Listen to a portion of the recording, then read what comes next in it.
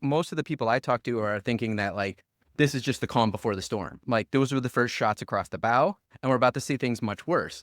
But if I know anything, is like prognostication is not necessarily a trading strategy. Here's my hot take on this has been since Trump got elected that I don't think you can short the U.S. equity market for any significant period of time. Gen X isn't reallocating their 401ks out of equity and into bonds just because we've had some tariff hiccups. We have the venture people who can look too far. We have the political people who can only look for like 4 years or 2 years in front of their own shoes. And then we have most of America who's just trying to like build a business, build a job, like pay for their kids and not lose their mind when they mow the lawn on the weekends. This is an administration that knows how to play market sentiment.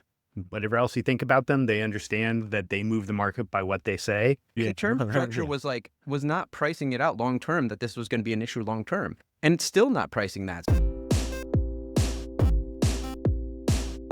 Those other podcasts, they're clickbait, but this is clickbait. The ground rules: 1, before we start, the group of us agree on a single pre-discussed topic. 2, while we're live, nobody Googles nothing. And 3, we each bring one surprise topic to the table. The mission is simple. If we as professionals have to talk about this crap all day, every day in the real world, shouldn't we also share how we talk to each other behind the scenes before and after those conversations? Probably not. For what have Captain ultimately lose here? As the philosophers of the great salon Operation Ivy once professed, all I know is that I don't know nothing. Let's click some beta. I'm your host, Matt Zeigler, joined as always by, he's a hostile and political act, 100% American made, raised on promises, which is so petty and yet not petty at all, Dave Nadig. I love raised on promises. I'll take that one. Raised on promises. And I'm also, right before we press record, I had this thing riffing on the movie The Accountant 2 for this next person that I sandbagged. No I way. am so mad. No. I am so mad that you just referenced that movie and I dropped that one. So instead, we're not letting him off easy because I'm also skipping a death of the dollar, death of the bucks joke in favor of this. But the TAM it's obscenely small for this one. The man who asks, what if Norma Desmond in Sunset Boulevard is little more than a perfect metaphor for the current idea of American exceptionalism? All right, Mr. DeMille, he's ready for his close-up. Say hello, Jason Buck. That's good. Wow. I was trying to think of like, you know, we got off track before we got started here with like doppelgangers, and I was thinking like the Scranton Scribbler, Matt Zeigler. Like I was trying to like come up with all these good ones. I don't know. He's coming in hot with the Sunset Boulevard reference. I don't think we're gonna get anywhere. Have we ever talked about? Do you remember there's an old like Tosh bit where he would tell a joke, but then he'd tell like layer and then layer and layer, and he's like, I'm just down to like a layer, a joke for one, where this guy in the back's like, Right. like every reference. Full of lard. I love that bit so much. Oh, that's fantastic. All right, well, the real question here that we're starting off with, I have to tell you too, we have a sponsorship on this episode. I forgot to tell you guys. We're sponsored by the new Cultish Creative Book Club. This first question is brought to you by Forehand, The Excessive Ones, written by our producer friend, Jack Forehand. You might not recognize him here, that he used to have long hair, wears a lot of hats. But XS returns, The Excessive Ones, the Cultish Creative Book Club, alive and well. Get it now. These are all first editions, folks. So the question here is, I want to talk about, and Dave Nadig, I think you put it here first, but we're going to talk about, are we in a recession, AKA, as you put in our group chat, how screwed is the United States right now? It's so.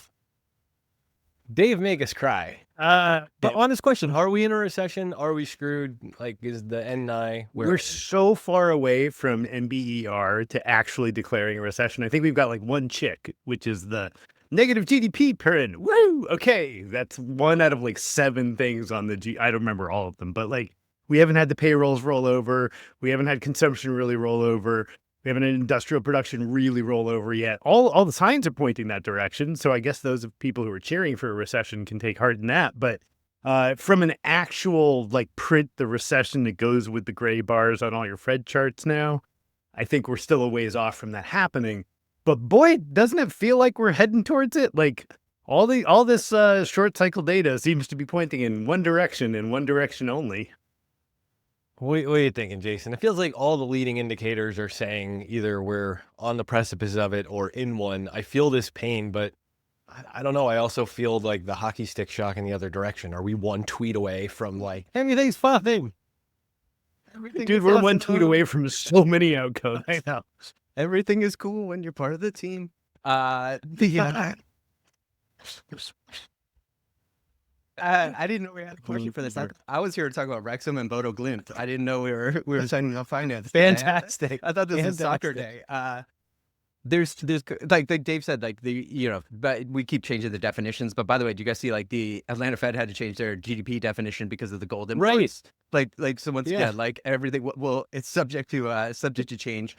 I think that there's some interesting like anecdotal indicators, I'll call them, that I thought was interesting. One, I thought you see like Domino's, we're in earnings season. Part of Domino's kind of projection was that like people are ordering less and less, at least for delivery and everything. Either one, people are going to pick up, or they're even not even ordering as much fast food anymore, which is interesting to see where that's hitting.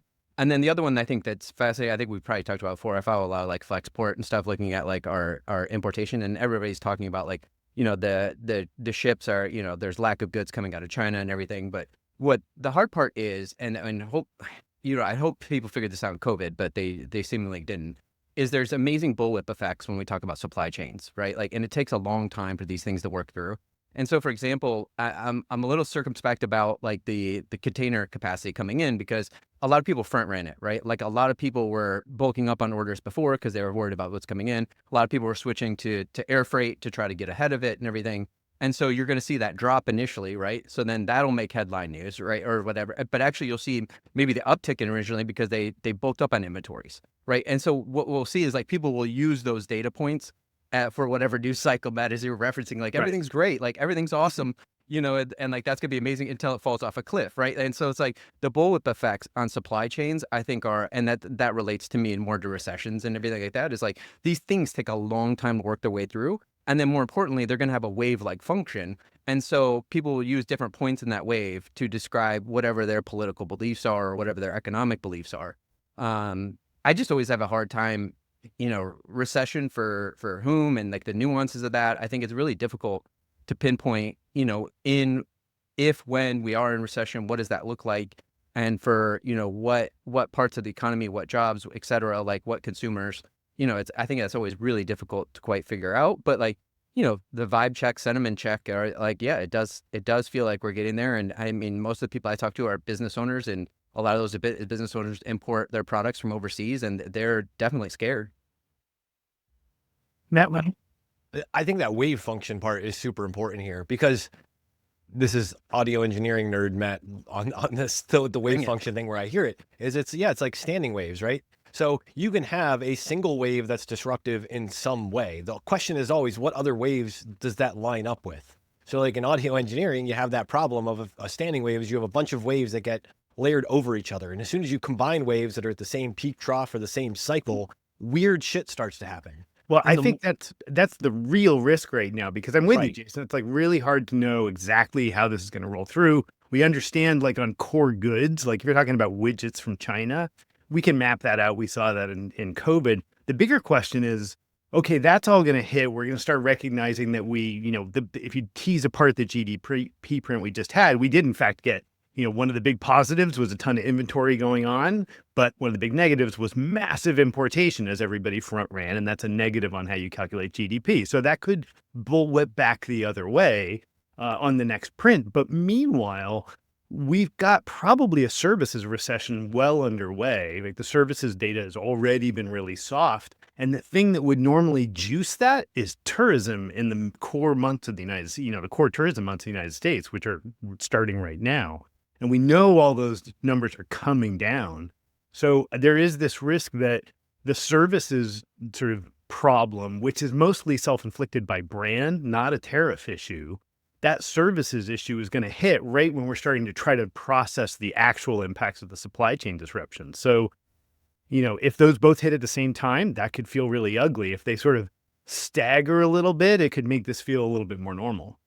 I keep thinking about that. It's the staggering. If we get the stagger, then this is just an uncomfortable period of time. We could end up with an earnings recession without an economic recession, with some policy reversals. There's lots of ways out of it is if we stagger. But if a few of these things start to line up at the same time, and, like watching the Canadian elections, watching some of the other stuff that's happening, I feel like we're starting to increase the odds of seeing a bunch of these waves line up. And that's, I need a cockroach for that one or something. What do you think, Jason? But that's I think it's always hard to figure this stuff out. Like I think like definitionally it's hard. It's well, no, supposed to be that it's hard. like our vibe checks are anecdotal, right? And they're subjective. And so I always think about I moved to Pennsylvania. Part of moving to Pennsylvania, moving out of California was like I was To get closer to me, be yeah, honest. get- You've been get closer stalking to me. you and That get restraining order got you close, but yeah, just try to get closer to people working normal jobs than people do in Northern California, Yeah. right? And so like I at least get Right. better anecdotes hopefully that way. But at the same time, I'm laughing as we're talking about it because like I'm gonna try to anonymize this. I was talking to a hedge fund manager in Southern California yesterday. That in his spare time, his hobby is to fly helicopters. And so his anecdote he gave me is like, when I fly my helicopter near the Long Beach port, during COVID, there was 120, boats waiting to get in. Now he's like, there's only 2 boats out there right now, and they're both oil tankers. And I'm like, this is my anecdotes of like, this is how I get That's my what we vibe need, checks. higher quality anecdotes. yes. Yeah. Or at least, wealthier anecdote. Wealthier anecdotes. Right. Give me my private plane people stat. But My dogs on the dog walk around my neighborhood are clearly barking at more regular people doing their yard work than hired hands for their stuff. That's my anecdote from northeastern Pennsylvania. Yeah, but those anecdotes really impact. I mean, this is sort of Kyla Scanlon's vibe session thing, right? If everybody's got 10 of those anecdotes, that actually does turn into reduced consumption, people being panicked about things, people being unwilling to move or sell when they might otherwise. Like, those are real. So like we can joke about the anecdata of all of this. But look, I know a bunch of small business owners who are in exactly that same boat. They're shutting down. I mean, I happen to over-index to people who are in the board game world, and every board game you play probably got made somewhere overseas and shipped to the United States at a pretty thin margin. And there's no room to absorb 150% tariffs on a box of plastic that you just got from China that you're going to mark up by $10. It just doesn't work. yeah, what's the new board game guy that's like I didn't Exploding Cats or something? That guy's made like $1 billion selling board games. I had no idea this even Well, existed. like the crazy one to me is like Cool Mini or Not. Simon is the name of this company, is the largest Kickstarter winner of all time. They've done $100 million in Kickstarters, selling board games that have lots of cool minifigures in them, and people buy them because they have lots of cool minifigures in them, and they've been great for like a decade. They basically just shut down last week. Like, hugely successful board game entrepreneurial win, because all of their stuff comes from China and it's made out of plastic, right? And if you're landing something for $30 you need to sell for 60, if now you're landing it for 75, what are you supposed to sell it for? I mean, this is one of the things I keep seeing this. I keep seeing this in the Trump side spin on this stuff is like, well, if people really want this stuff, they'll spend more money from it. And I don't know if that's just a defiance in the way consumption actually works, or if there's an argument for what survives a tariff shock for consumption that actually matters. Well, we know a fair amount about this, because like how people spend based on pricing is a pretty well trod territory in microeconomics, right? Textbooks I want. Like we've seen this. We know that if you take something that used to cost $60 and you now make it cost $90, which is what's going to happen on these kinds of things. Yes, some people will still buy the game at 90 or the TV at 90, but they're going to not buy something else. It doesn't magically manufacture more money. So fewer goods and services get purchased at higher prices, right? That's price and volume. Like, we understand how this works. So it's hard to see how that doesn't slow down the general path of consumption. But like you're saying, and thinking about that related to the waves again, like if you study the 1970s, like you'll see like the just waves of inflation and deflation throughout the 70s are much more pronounced than people maybe realize it, as we just trying to paint the entire decade that way. And now, especially what they were saying vibe sessions is like now with social media too, like the amount of just like knee-jerk reactions we get in real time, as we saw at the beginning of this month with the markets, is makes it maybe much more interesting. But like also at the same time, the touting wins and losses is almost like, Dave, like you're saying, is like, if people front ran this, they got a lot of supply into the United States, right? And we have this one-time inflationary impulse, but people are still buying. Like, people are gonna say, oh my God, the economy is amazing, it's booming and everything. But it's like, so you have this inflationary impulse before we lead into a deflationary bust is like what you're getting to. Like, and so that's what, it's not quite as simple. It's not a straight path to like a deflationary recession. Well, are you guys, And that's the have hard you thing, I guys think. cut your consumption? I mean, I'll go first. I've definitely cut my generalized consumption. I'm not blowing money on silly stuff. I'm not booking extra vacation time. I'm putting off purchases, because it feels like a dumb time to blow a bunch of money versus having liquidity in reserve because things feel uncertain. Are you guys in the same boat, or are you just like, bye, bye, bye? I'm definitely in the same boat. And I'm definitely like, I have like 3 contractor phone numbers for the house we moved into of like stuff I need done. And I'm scared to make all 3 of those calls. I'm still gonna make them. I'm gonna get the quotes. But it's like, I have to space out how comfortable we feel as a household, my wife and I. Like, how much do we want this? And let alone, how much do we want to start something and then have it not get finished because something goes wrong, which is not, it's a weird time for even planning at the household level. Jason's just buying. He's just flying helicopters. No, that's Just keep flying. I got my helicopter lessons. Well, there's a couple of things in that. One, I do like the idea though, like if you're in recession, I do like keep buying, right? Like that's when you should be doing work on your house and everything, Right. and employing people and everything. Like you should be counter-cyclical in that sense. I'm just laughing thinking about Matt. Is like, am I cutting back? It's like the trade-offs, right? Like you're just coming off vacation, but at the same time, obviously you're cutting down on haircuts. Like not getting those down. Supercuts stock dropping, baby. As my beloved Pup-Up used to say, when he quit drinking, he can only imagine how many distilleries went out of business. Well, but there's a whole, like, that's a sidebar in this whole conversation. Like, you look at the things like retail store traffic, or you look at fast food.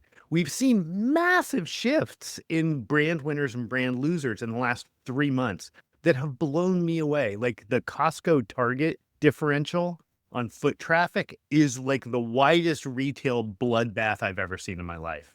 And maybe that's they came out anti-DEI really early, and so the LGBT community felt betrayed. I mean, sure, there's some of that. Maybe there's a little bit of boycotting, but mostly that just seems like a weird brand reset. Like, or think about like Tesla's brand reset versus other car brands. Think about Chili's, which is up like 30% in the last year in terms of foot traffic and revenue, versus most of their competitors are down. Like, it's a very strange mix that we've seen where certain brands seem to be way out in front in terms of catching people in this sort of more chaotic time. So, Dave, I'm so glad you brought up Chili's. I Sure, actually watched it in some interviews over the weekend with the CEO, but like they're out competing, right? Because they're doing stuff dramatically different. They're really innovating in that space. And as a deep lover of the bottomless chips and salsa as a teenager, I'm happy to see Chili's is still in business with that raspberry lemonade. Are you kidding me? That was perfection. This from a guy who loves food and has had a restaurant. Matt, sorry, you could jump right in. Like, no, is Chili's the one? No, that was like that was in The Office. Was it Is that where Chili's? they used to go? yeah, CJ, what the Was it? with It the was flavor? Chili's. TGIF, wasn't it? I think it was Chili's, not Fridays. Yeah. Yeah. So they've Oh, that was reinstated. Fridays, wasn't Fridays was the Flair, and then Office Space made fun of it. Yeah, but I think yeah, it was yeah. Chili's. So in Scranton, Pennsylvania, up the road, they've like reinstated. They brought the Chili's back somewhere, like in Scranton, and like it was like hour-long lines to get into that. It's Chili's. millennial nostalgia, right? Y'all grew I up when was we were blown kids. away. Yeah, Yeah. it was this whole thing where like hour-long waits to get into But to get that sweet bottomless chips and salsa, which I also loved. The Sizzlers. Oh, man, was that? But the- that the actually, Sizzlers? if Lots of that is slogans. kind of a nostalgia win on the brand, that's actually a really strong recession sign, right? When things get bad economically, people always retreat to these core nostalgic brands, right? Look at Coca-Cola sales every time there's a recession. Usually those things step out front because people have these associations with it. It's like, I feel like I can't spend any money on anything, but I'll buy a Coke in That's glass a bottle. salve for our nostalgia. That's a salve is our nostalgia. That's really interesting. No. right. Keep bourbon, man. Thanks to the tariffs. Yeah, Yeah, exactly. so the last retreat. But I was thinking, That's about, all like, that's 'cause left. you just said some other things in there too, like going back to like almost like nostalgia. That's why I think it's hard to actually figure out too. So like think about generational cohorts, like that's why I think it's hard to figure out like when in a recession, like who's spending money anywhere. Like and Dave was asking like, do you guys still spend? I would guess that the 3 of us in general are minimalists. Like I'm pretty minimalist. Like I don't really spend money on anything. Maybe it's ever travel, but that's usually paid for by other means. So it's like, I mean, you guys, I'm sure are just wasting all your discretionary income on, musical instruments and everying. But like thinking about like how the generation Books and comic yeah, books. like how Comic books. Books and Oh, comic well, books. Yeah, you're derailing me again with your books. It's like I was thinking earlier, like, what does your wife think looking around your bookshelf and you've got all these like fake books that you've created? She's like, what the hell is going on downstairs? It's like you've got your arts and crafts projects are creating your own library. Let me just say, the more that I do this, I'm just repurposing. It's very ecologically sound. This is my scrapbooking. But also, like, And these are original issues. How dare you suggest that this wasn't created by an actual publishing company? I think what's crazy to me is like, this is your like Michael's arts and craft way of trolling people, because I know how many people ask you in the comments, like, where do I get that book? I can't find it on Amazon. But going back like the generational cohorts, it's going back. That's why I'm setting up the store, though. Yeah, there you go. All right. I don't think we've answered this question sufficiently. I'm All going to redirect this back to Jason Buck. Yeah. Jason Buck, how screwed are we? I don't know. So how screwed are we? It seemed like.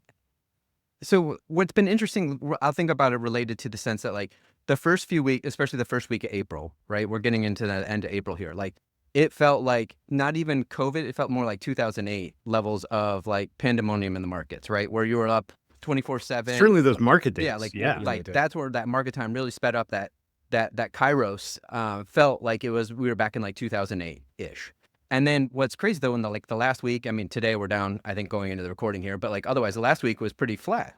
And so what people forget is actually during the first Trump administration is like vol got crushed. It was basically a flat and up into the right market. Now we'll see what happens here, but like I think most of the people I talk to are thinking that like this is just the calm before the storm. Like those were the first shots across the bow, and we're about to see things much worse.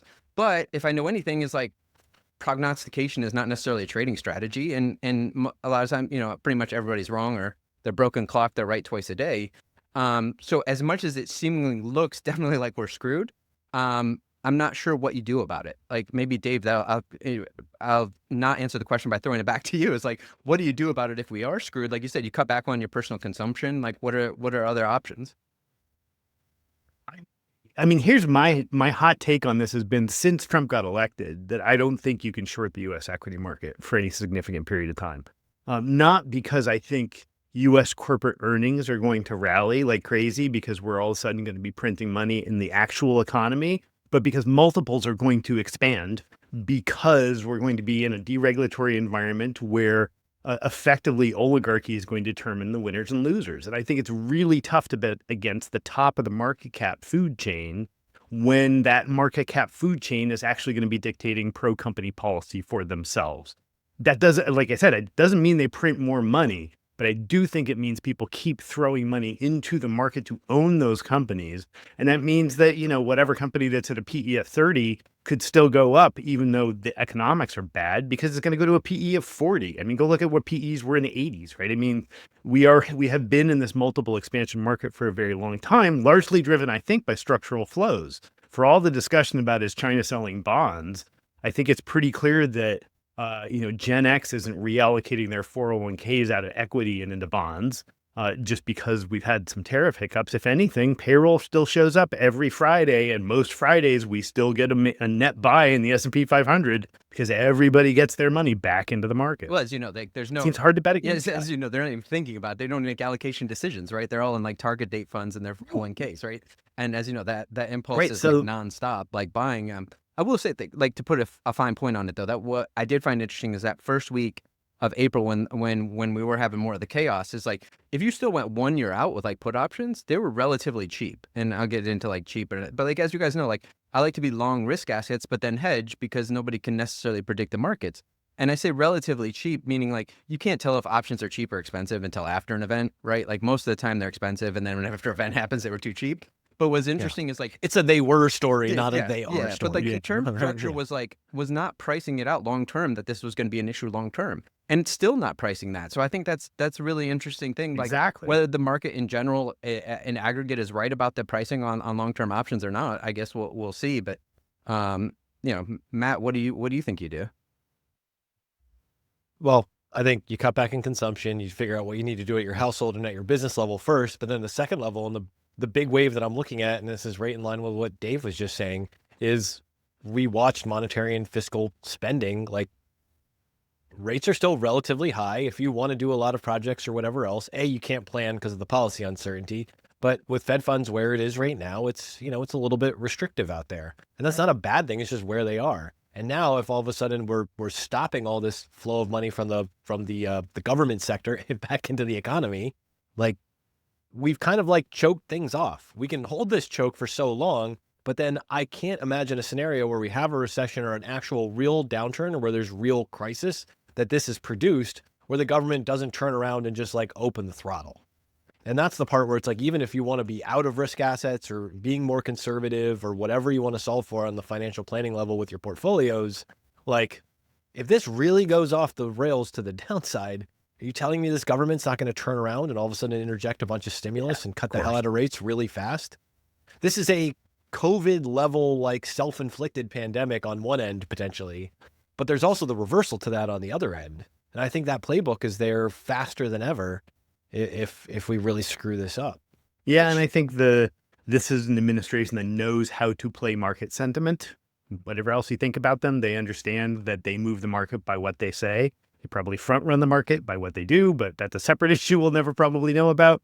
And you know what that means is that, yeah, we're going to get a cavalcade of quote unquote trade announcements, some of which will be real and substantive and great, and some of them will just be, you know, complete BS. And though, you know, everybody expects the market to rally on those, so everybody will trade them to rally on those. So there's this self-reinforcing, purely psychological factor now of what will the administration announce, who in the administration will announce it, because there's a big difference when something comes from Navarro, or when it comes from Lutnick, or when it comes from Bessent, or when it comes from the, you know, the press podium. So those kinds of messagings are going to drive short-term markets. Absolutely. I mean, if they announce today that they, you know, even whether it's true or not, Japan and India, we struck great deals, all the tariffs are coming off, the market would go up 5%. Should it? Probably not, but it will.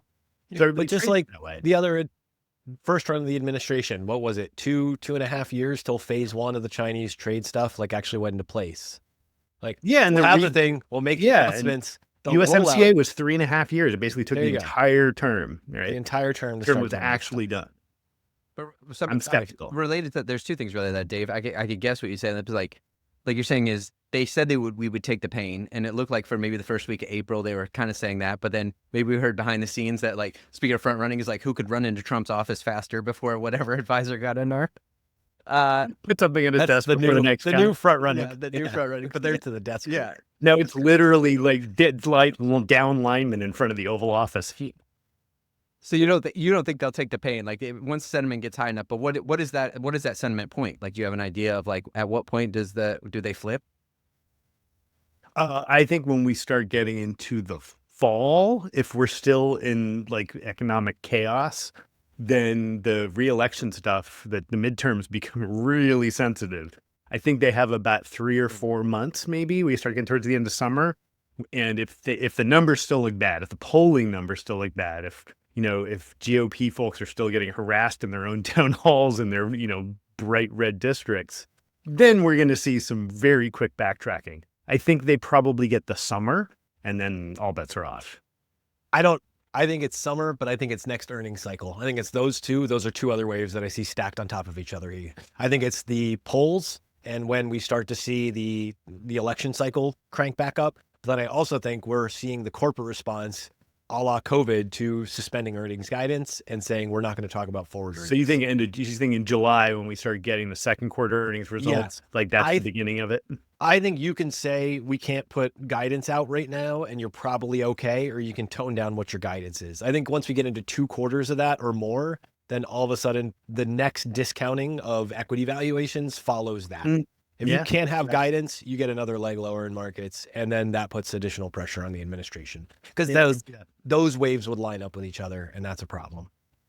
And then you guys brought up, all right, who's got a surprise topic for us? This is a semi-surprise topic, but brought up in the semi-surprise in the first administration, like you're saying, the Chinese tariffs and how long that took to work through, and part of that was that the Chinese companies basically just offshored to Vietnam, but that took them like 6 or 7 years. Like we're seeing the fruition of that now, right, which makes us think about like us trying to remanufacture in the United States, like how many years that would take.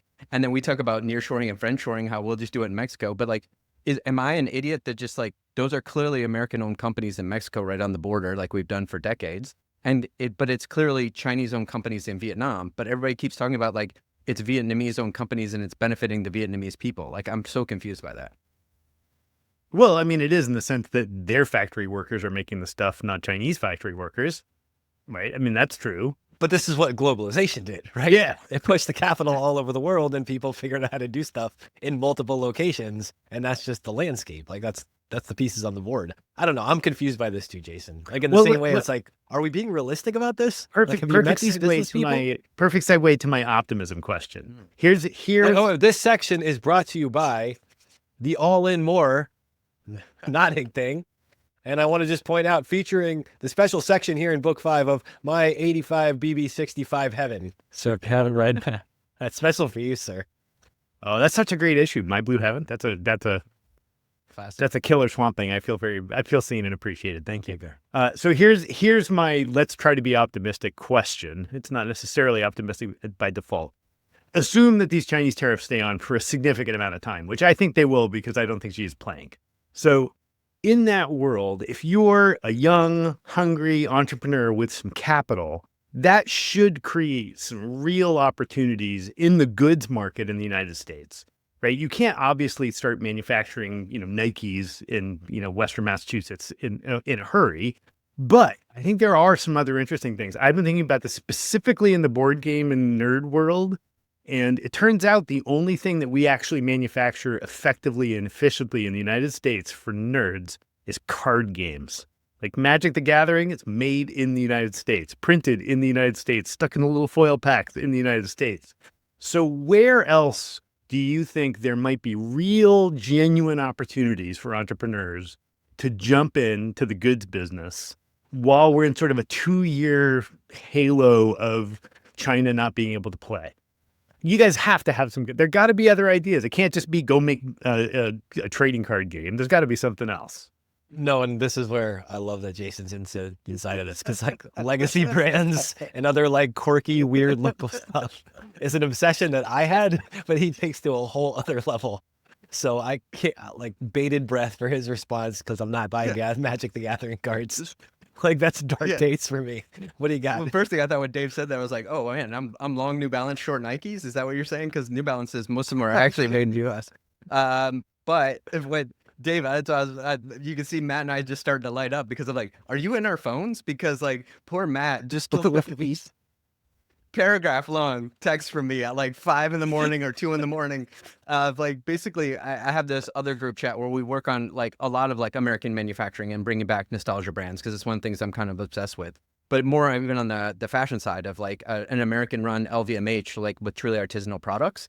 But then Matt's laughing too, because I was like, okay, we could do American made, but like, why not even go hyper local? As like you're referencing there, Dave, like why not all southeastern PA, like Pennsylvania made? And like that way, I gave him a whole list of products that are just, were at least previously manufactured in Southeast Pennsylvania or still could be. I mean, you start with the world-class Woolwich woolen mills that now is offline, but you could bring that back online. You have Bill's khakis, you have Hamilton watches, you have, bourbon used to be made in Lancaster. I mean, there's just so many things that were manufactured in America that we offshored. There's what is it called? American Flannel, or what's the book I sent to you, Matt? It's like, I'll find that book. We can put in the notes. It's a phenomenal book about like American manufacturing, especially on the clothes, like a higher end, where we used to make, the Europeans can dominate the fashion sense as far as the high end luxury fashion brands as made in Italy or made in France.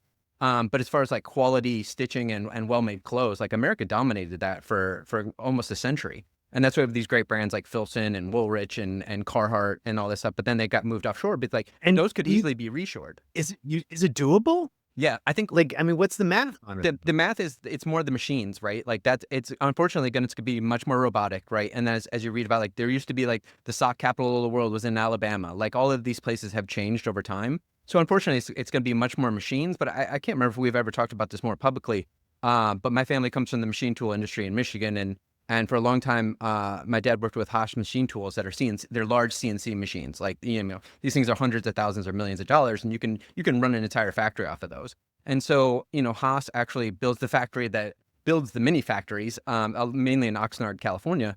But like you could use these modern CNC machines, and then as we're seeing all this stuff come out of like Hadrian and all these other builders in Southern California, like the machines are being built in America that could produce these products again. But it's not necessarily going to be bringing back line workers' jobs that we've been talking about. It's going to be much more robotic. Yeah, and that wasn't so much my point. My point was from the entrepreneur's perspective.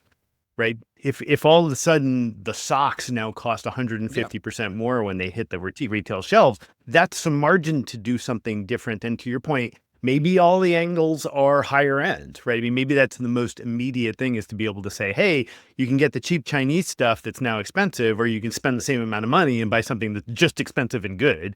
Or more that's local down the and not in street. Walmart.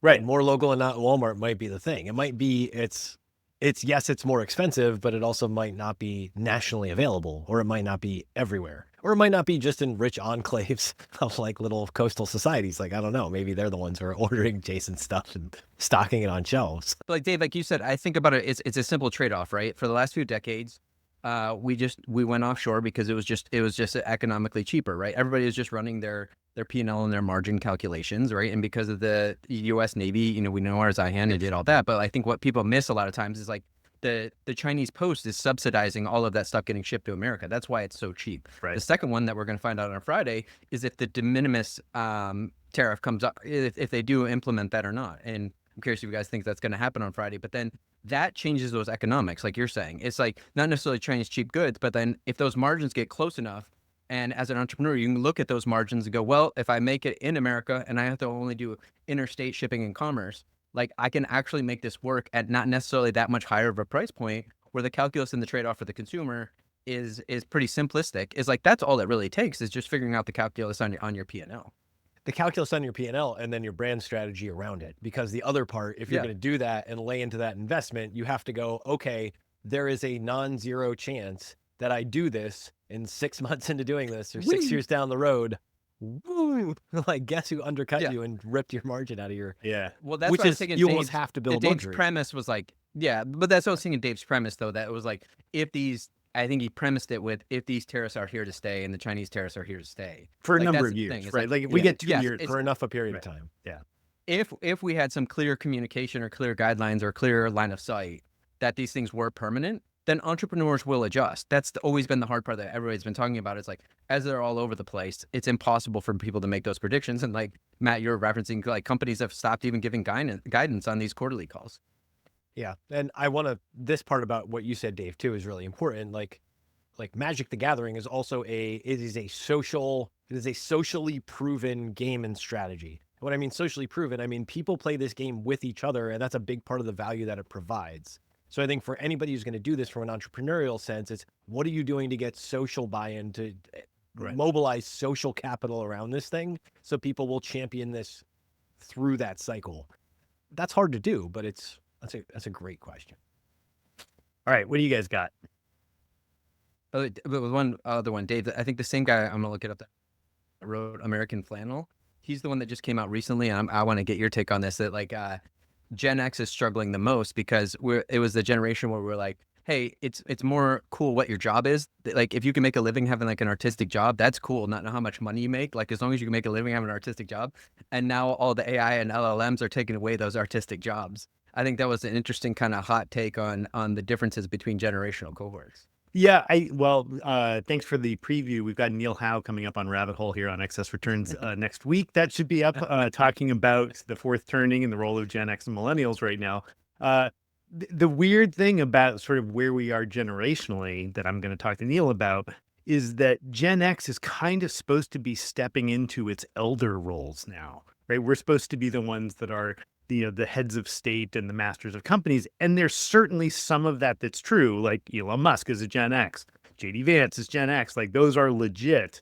But at the same time, what that means is millennials are supposed to be the heroes that are coming out and doing all of this great hard work to rebuild into the 2030s and bring us into the first turning of the 2030s that, rebuilds America, which all sounds really good. But Gen X is in this weird position where we're kind of generationally supposed to be making the shift into our late stage role in society, but those roles are very few and far between. So I think there is some truth that Gen X is a little bit cast adrift in all of this because the boomers are hanging on to everything and the millennials will just step up and start doing crap, right? So folks who are in their 50s and 60s right now kind of going to get forgotten. I think there's some real truth to that. Well, at the same time, you said they should and could and would. It's because like that's the hard part about like fourth turning in generation. Yeah. It's like it's almost like astrological signs, right, or something. It's like Well, it's I'll a, put it, I always think these are better looking backwards. Historically, in the seculum, in a run of 100 years, you would expect the folks who are my age to be taking certain kinds of roles. And instead, what you're seeing is a lot of early retirement, a lot of downsizing, right? You're not seeing the kind of taking the masters of industry roles that you would expect from people in this age group at any point in an economy. So the Gen X being sort of a skipped generation, I think, is a real thing. but do you think? Okay, this is actually leading into my question too. It's like a skip Oh, I generation. thought this was that your we were- question. Yeah, no, you. I think it was yours. I don't know. We were like we have a skip generation politically, right? Like that's what we were Right. showing is like because they were holding on so long, it was obviously going to skip Generation X and go on to millennials. But then you just said like masters of industry or captains of industries. I think that's what maybe Gen X has been more than anything. And then like you just brought up is like it didn't necessarily get skipped because then in this administration, everybody around this administration happens to be Gen X. But then so what leads to my question that I was thinking about over the weekend was kind of like I wonder how much of the people around this administration, whether it's, Musk, Sachs, et cetera, or even Vance, like they come from this world, tech world and VC world. And in the tech and VC world of these investors and or company builders is a lot of times the consequences of your decisions don't happen for 10, 12 years. And so that's why I wonder how much of this idea of like move fast and break things. And then we'll see what, like there's no consequences that you could see for such a long period of time that's almost irrelevant. And you're like, well, I'll move on from here. The next administration will take care of that, whatever. Is like, as the J curve of VC investing, and now they extend it even farther, it may be 10, 15 years till they see the consequences of their action in the VC world. And I wonder how much we're seeing that on the fringes of the people that are having the political influence in DC right now. Or am I just like over indexing on that? No, I think you're right on. I think it's a form of nihilism, right? And I think the math is pretty inexorable. The Gen X is the first generation that's fallen behind their parents. Millennials are falling behind even more, right? So we've gone from the great American exceptionalism curve to that having rolled over by every rational metric. It's not a political statement, it's in the math. So because of that, it's not surprising that if you sort of apply to millennials as a cohort a certain level of nihilism and like, hey, what do we got to lose about it? So the move fast, break things, the YOLO, the sports betting, all these things are tied together, right? If you don't believe that you're part of a great journey upwards and to the right into the future, and that the only way you're actually going to do better than the generation that you came from is to upset the apple cart, guess what? We're going to upset the apple cart. This is a perfect segue into the rest of Jason Buck's question, brought to you by his book, Pimp of Vol, Never Prevent. Still one of the finest volumes on my shelf. I think about what you just said a lot and actually drawing those other generations back in and in this environment specifically. Like there's a big question of like, can generations, I feel like I see generations working together actually here. And we have all these people we can look at with various time horizons. We have the venture people who can look too far. We have the political people who can only look for like 4 years or 2 years in front of their own shoes. And then we have most of America who's just trying to like build a business, build a job, like pay for their kids and not lose their mind when they mow the lawn on the weekends. Do we just need people to start working together a little bit more to make this better? Like, is that all that this takes? Like if the millennial stepped up and did it, is part of the onus to be like, hey, you should go hire the Gen X person and the Gen Z person for help with this? Is that an actual solution? Do you think so. government or business or like I'm Both. curious how I used like how are we? Yeah, how are you? Let's frame it as personal and business first. Like, let's just scrap government for sake of this. You're saying you have to hire the old guy to like give you some wisdom and then the young guy to take risk? Is that I what you're don't know. saying? Yeah, kind of. Like, is that on you if you're starting a business to basically reach across generational lines? Is that the new DEI? Hire kids and olds? Every successful startup that I've ever been associated with has had people who were in more elder roles, and generally the people running the business were in the middle, and a lot of the work was getting done by people younger than that, whether they matched into cohorts perfectly. I think that's just smart. Like, I mean, if you're an entrepreneur, a little diversity is actually really powerful in just keeping you out of trouble. Can you explain the Wrexham lineup in this language for us, Jason? Is that where this is going? It's just Jedi mind you trick need- us into talking about Wrexham. Yeah, you need some good olds as locker room guys to keep the glue together, right? Right, right. Regulate the team. You need the Those young Turk out youngsters on front. yeah, you need them, backtracking to play good defense even from the forward roles. If you're doing a high press. I mean, that's what it is. It's like it's the old Blades of Steel video game, right? You need the fats, the mediums, and the skinnies, right? Like you Right. need all of that. Like, I think it was actually ice hockey, not Blades of Steel for that. But yeah, it's maybe it's mixing that together. I also have a problem in any. You did mix them together, but I'm gonna let you slide on that as the person who traveling out to Chicago kept going Chicago in my brain. I was like, "Where's that from?" And I was like, "Oh, it's Blades of Steel." Every single time, announcing that in my head. Sorry, continue your very well thought out metaphor. The generational cohorts always throws me off, and technically, I'm actually technically Gen X, but I was, there's a whole thing called like Zennials that are like people born between 77 and 83, where we grew up in a non-digital age, and Right. then The Oregon Trail generation, Right. as I like yeah, to the think of last us. one, like, Yeah. but I don't really think about any of that stuff that way. And then when Dave said seculum, that one always like makes me think of like Santorum. If you ever looked up like the Urban Dictionary of that. Oh God, So, please, can we not? yeah, yeah, but like seculum and like the last 150 years is like it's basically you went from 1 billion to 5 billion people in the workforce. You had the rise of the U.S. post World War II. I think they're all anomalous, and part of what Dave was saying is like that. We have this idea that the next generation should be more well off than the previous generation. I think that just comes out of post World War II boomers and Yeah. everything, and maybe you had that rise and decline of a middle class that was understandable as the only superpower left with 50% of the oil reserves. Like, is that ever going to happen again? Like, I'm not as concerned about that quality of life. And then what metric are we using, especially as we know digitally, our lives are much richer than they've ever been. And like you're saying, like, Yeah, they're but like cut really back on spending. I'm like not, I where don't you spend any live. money because I don't need to. Like, yeah, but like, yeah, can you afford houses and everything? But Like household like we talked formation seems like a pretty, like, you can just get rid of all the other cruft and just talk about, do people get to live by themselves with people that they love? And the answer is no, and less so since the 50s every single year. And to this point, we're at 34% of people under the age of 35 living at home, which is the highest it's been in the American history.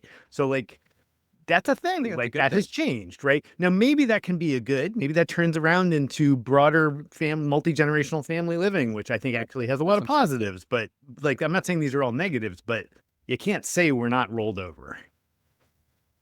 Do you want to live with your mom, Jason? Sure. This is where this is going. Do you want to live with your mom? Matt, let's not open that Pandora's box. You know that one all too well. So I lived let's, across the street from let's my move mom on for to- 2 years, and I don't think she's this Yeah. far in the podcast, but we moved across town. Not just for that reason. Matt, bring us back on track. What was your secret question of the day? This is my secret question brought to you by this book, written by the cultish, creative, Just Press Record guests, not by me. It's a supposedly fun thing I'll never do again. Which you, as both Just Press Record guests, may have contributed to this volume. So here's my fun question. Pat Finnerty. This has been really hard in prepping for this episode because I've wanted to send this to both of you guys, and I've restrained myself just so I can bring this up here. Pat Finnerty, who I love and adore, not just because he's a Scranton guy living in Philadelphia, but he's one of my favorite YouTubers. And he's been on this kick with these really awful interpolations. Are you familiar with the musical artist Locash? Are you familiar with Locash? Jason, Yes. has Locash infected your life? No. All right. You remember the Stevie Wonder song, Isn't She Lovely? Isn't she lovely? Yeah. Beautiful. Have you heard the Locash interpolation of Isn't She Lovely? Which is Isn't She Country? I just want to throw out there. And it hurts. It hurts deeply in my soul. And one of the things that Pat was able to surface in his deep, extensive research was basically these guys drop Chevy in. And as I'm sure you also know, in a lot of music, corporations will pay for product placement, and especially in country songs, more so in hip hop, and this is a growing thing. But this band drops Chevy in there, which is almost as bad as, if you haven't heard the Drift Away song, which wasn't Locash, was another band like, Give Me the Beat Boys, Save My Soul, that song. Somebody took that and changed Drift Away to Chevrolet. Like, this is how bad it's gotten out there. But Locash crossed a line in this, Isn't She Country song. And I agree with Pat on this point. Because what this makes me wonder is if corporations, if individuals, like if none of us care about art, if we don't care about making anything, if we're just so selfless as to say, like, bastardize the old stuff, turn it all into slop, chop it all up, like, we don't care anymore. So part one of this question is just, do we just not care anymore? Do we just not care about making anything? Like, we can't even get Chevy to care. So he turns around, he does this protest, and he literally says, like, we should boycott this. And this is my kicker. He says, nobody buy a Chevrolet until they bring back Like a Rock. Genius. And guess he marshals, his fans Nice. to go to one dedicated Chevrolet ad. And he gets his lawyer to help him write this little sentence that basically says, we will not ever buy a Chevrolet again until you've stopped paying money for low cash and stuff like this. And you've reinstated Bob Seger and put Like a Rock back in its place. And then only then we will consider buying cars again. GM had to shut down the comments on the UT6. So the second part of this question is, does nobody care about art again? And really, can we force them to care? Do we need more actions like this? Do we need a Bob Seger character we can get behind across generations to champion a new version of American exceptionalism? Is there any hope inside this through peaceful protest or otherwise? What do you think, Dave? I see the wheels turning. I don't think I think that's hilarious. I don't think anything changes because you put a boycott out of it because somebody doesn't like an ad. I agree with you that the what did you call it? It's not remixing. This interpolation. The interpolation of these things. I've been mad at without the weird. I've been mad at like this since Old Town Road. Like I don't. Sure. It all makes me annoyed. I don't blame you. But on the other hand, we do live in remix culture, right? Everything is a remix. I think there's some real truth to that. I'm a seller on the idea that we don't care about art anymore. I think that big problems tend to lead to big surges in great art. I look at the music that came out from 2020 to 2023, and I think that was a golden age of indie music that will go back and rival like 89 to 92 for me. And I think that, we've seen some of the most interesting and creative long form video content that I've seen in my entire life has come since the pandemic. Pick your TV shows. Doesn't mean it's all good, but I'm just saying, I don't think art is dead because we went through the pandemic. I think art blossomed because we went through the pandemic. What dies in these kinds of situations is funded art. And that's a difference, right? That's a different thing. The Kennedy Center may die. Classical music will not die. If anything, I think more people will discover it. The best example I can use is the boom we saw in chess, which is not art at all. But freaking everybody seems to play chess these days. And growing up, I was the only idiot who ever did. Like nobody cared about it. And now it's a cultural thing. Again, I think largely coming out of the pandemic. Like people found the things that would give them meaning and culture and connection when all the other stuff went away. So I actually think that, the next couple of years are probably going to be an incredible boom for art. I don't think we have to convince anybody of anything. Queen's Gambit helped with the chess thing. Yeah. What do you think?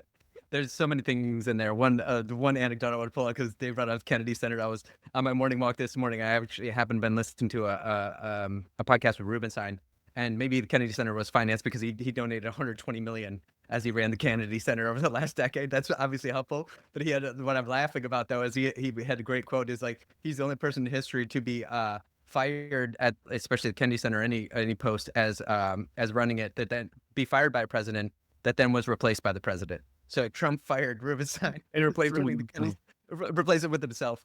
But I think about this often in two senses. One is the modern version of art is incredibly difficult, right? And as time changed, we have to shift with them. And so I always think about the secondary and tertiary ways you have to make money off of art where it wasn't, the way it used to be, quote unquote. Everybody has their golden age. And so if it is product placement or whatever, like you got to do what you got to do as essentially to kind of like make money off your art, right? Like I think about it now as like, merchandise or tertiary ways to make money. Like, A24 makes unbelievable films, but they probably don't make as much money on them. Everybody's trying to push them more towards Blockbuster. But another thing A24 did was like they made incredible merch for A24. Like so you always have to be thinking maybe outside the box. And unfortunately, part of that may be product placement.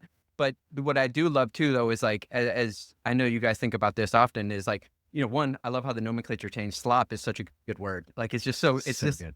It's so good, right? Right. But the way I've always thought about it is like, look, historically 95% of shit produced has always been slop, right? Yeah. And it's the art is always at the fringes, right? And those great curators like you guys that really have that artistic eye of the aesthete, like it's always going to be on the fringes and always will be. And so like I don't think it's helpful to denigrate the slop in the sense that like an analogy I think about is like Starbucks. I never hated on Starbucks because without Starbucks I would have never had third wave coffee like Ritual or Devotion or all these other great coffee brands, right? Like, and so everything kind of gets pushed to the fringes, and then it's up to us to discover, curate, etc. So I'm not necessarily ever been worried about slop, because that's just the history of humanity. Is the majority is always going to be slop.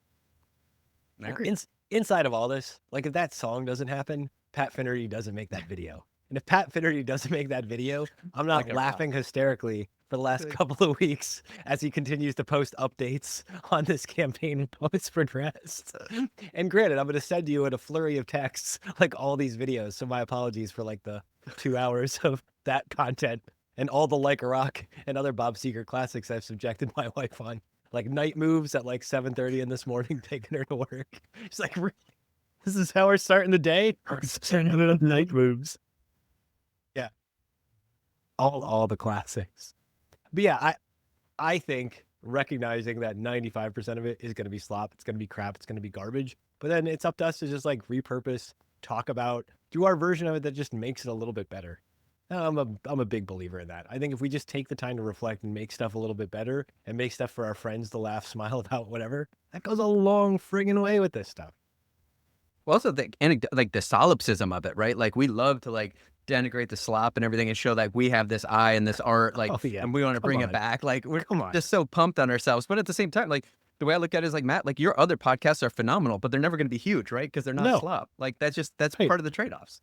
Definitionally will not be huge, unlike classic books like Pimp of All, which bestseller on shelf. But that what helps you sleep at night when you lay your big ego head down on your pillow is like, I'm making art though. They just don't get it. They don't understand me. Right. Posthumously, but without that drive, would any artist ever make anything? I think that's that's the artistic instinct, Yeah, and that's a fantastic and a beautiful thing, which is, why we're here today, why we're clicking beta together.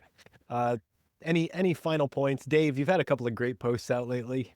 You want to just flag the Substack, flag where people can find you? Yeah, find me at nadig.com. Appreciate your support. I'm pretty much all in, both feet on independent financial journalism primarily, although plenty of stuff there about music and meditation and all sorts of weird crap as well. So please join.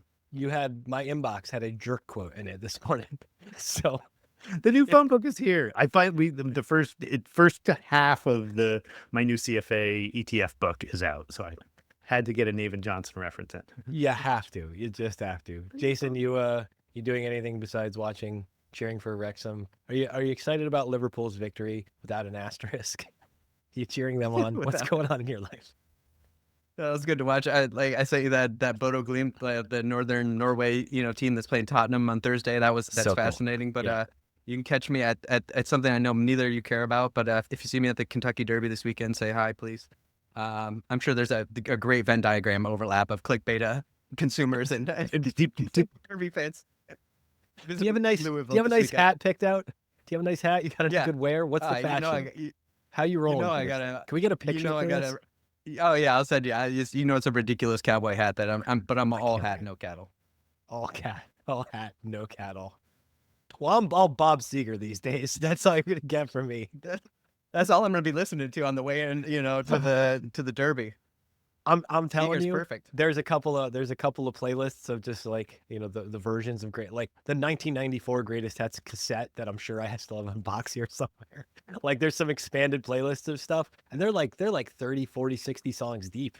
I mean, I don't know. American exceptionalism. It's waiting for Bob Seger to ride us out of this. If you're watching Click Beta, like, subscribe, please. All the comments below. I think we broke the engagement levels for the channel last time on one of these. So dive into the comments.